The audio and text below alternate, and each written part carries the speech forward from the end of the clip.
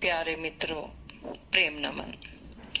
किसी मित्र ने कहा है, माँ,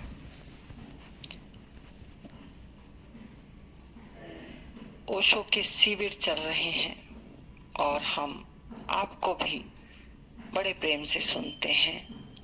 आपका लाइव सत्संग अटेंड करते हैं। जब आपके साथ रहते हैं तो बड़ी शांति, अंतर एक ठहराव महसूस करते हैं जिसमें बहुत आनंद है। ऐसा आनंद जिसको कभी हमने अपने जीवन में महसूस नहीं किया।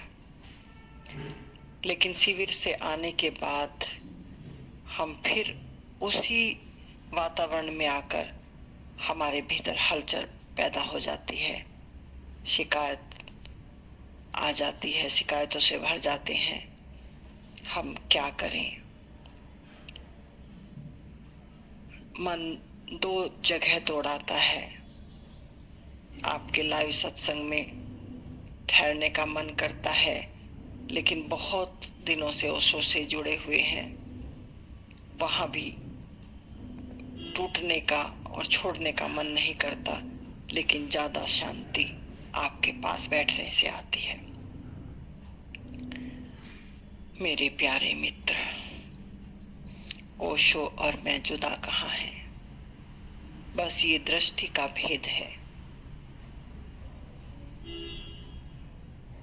तुमने जान लिया, खेल खत्म हो गया।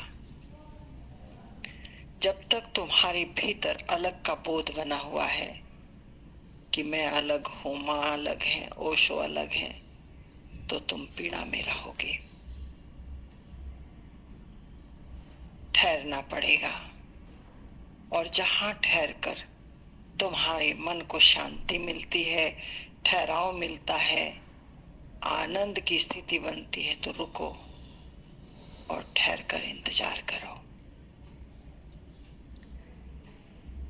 एक जागृत पुरुष, चाहे वो राधा स्वामी है, चाहे वो ओशो है, चाहे वो किसी भी पंथ समुदाय से जुड़ा हुआ है, ये पंथ समुदाय बाहर के कृत्य हैं। लेकिन यदि इंटरकनेक्टिविटी एक हो गई, हम उस समग्र विधाता जो सृष्टि का रचयिता है उससे जुड़ गए, तो फिर कोई भिन्नता नहीं है। हम इसमें भी बन जाते हैं तेरा गुरु, मेरा गुरु, उसका गुरु। यदि गुरु को तुमने समझा नहीं, गुरु को तुमने जाना नहीं, गुरु को तुमने पहचाना नहीं, तुम गुरु के शरीर से बंध गए।